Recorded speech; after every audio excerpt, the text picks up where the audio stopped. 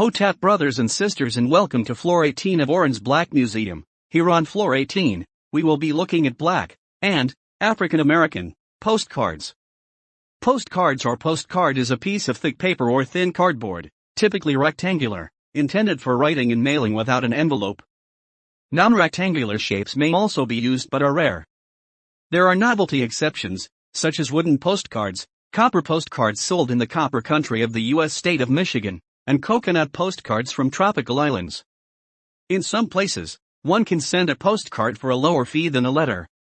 Stamp collectors distinguish between postcards, which require a postage stamp, and postal cards, which have the postage pre-printed on them.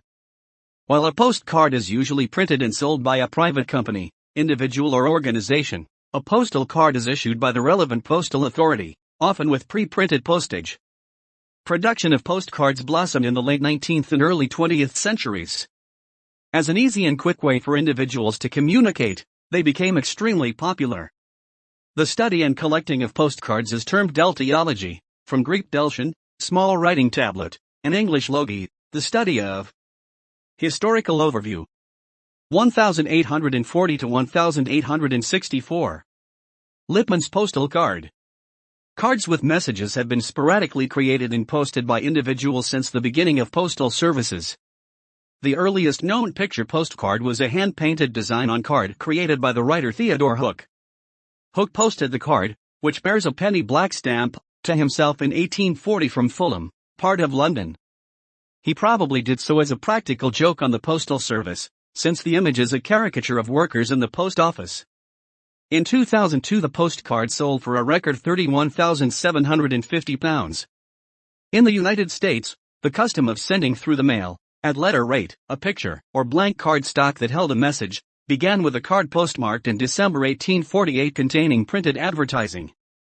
The first commercially produced card was created in 1861 by John P. Charlton of Philadelphia, who patented a private postal card, and sold the rights to Hyman Lipman, whose postcards, complete with a decorated border, were marketed as Lipman's postal card. These cards had no images.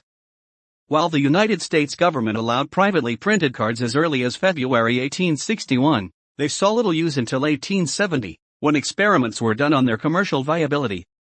First postals and private postcards, ca. 1865 to 1880.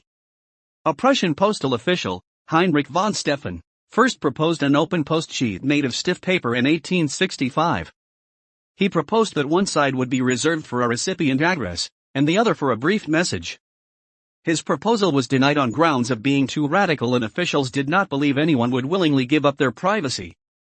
In October 1869, the Post Office of Austria-Hungary accepted a similar proposal, also without images, and 3 million cards were mailed within the first 3 months.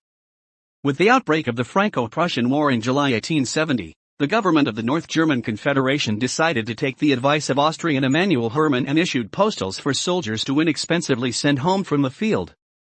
The period from 1870 to 1874 saw a great number of countries begin the issuance of postals. In 1870, the North German Confederation was joined by Baden, Bavaria, Great Britain, Luxembourg, and Switzerland. The year 1871 saw Belgium, Canada, Denmark, Finland, the Netherlands, Norway, and Sweden introduce their own postals. Algeria, Chile, France, and Russia did so in 1872, and were followed by France, Japan, Romania, Serbia, Spain, and the United States between 1873 and 1874. Many of these postals included small images on the same side as the postage. Postcards began to be sent internationally after the First Congress of the General Postal Union, which met in Bern, Switzerland in October 1874. The Treaty of Bern was ratified in the United States in 1875. The first known printed picture postcard, with an image on one side, was created in France in 1870 at Camp Conly by Léon Besnardeau, 1829–1914.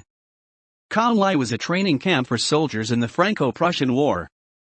The cards had a lithograph design printed on them containing emblematic images of piles of armaments on either side of a scroll topped by the arms of the Duchy of Brittany and the inscription War of 1870. Camp Conly. Souvenir of the National Defense. Army of Brittany, in French. While these are certainly the first known picture postcards, there was no space for stamps and no evidence that they were ever posted without envelopes. In Germany, the book dealer August Schwartz from Oldenburg is regarded as the inventor of the illustrated postcard.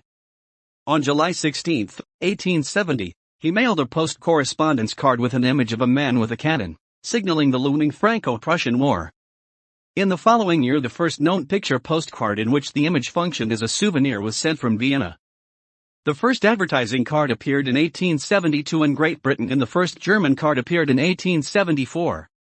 Private advertising cards started appearing in the United States around 1873, and qualified for a special postage rate of 1 cent.